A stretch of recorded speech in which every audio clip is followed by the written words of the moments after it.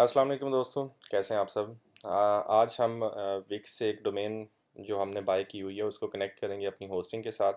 तो सबसे पहले उसका cPanel अकाउंट क्रिएट कर लें और उसके बाद विक्स अकाउंट को लॉगिन कर लें। अकाउंट पे क्लिक करें और डोमेन्स में आ जाएं।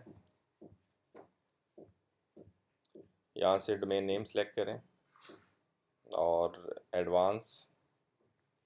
ठीक है, ए रिकॉर्ड को मॉडिफाई करते हैं। सबसे पहले एडिट डीएनएस पे आ जाएं और इसका आईपी रिप्लेस करने के लिए यहाँ पे भी आईपी शो हो रहा है। अगर आप सर्वर इन्फॉर्मेशन में आ जाएं तो यहाँ पे भी इसका आईपी शो हो रहा है। इसको कॉपी कर लें और आईपी को रिप्लेस कर दें और सी नेम को भी मॉडिफाई कर दें।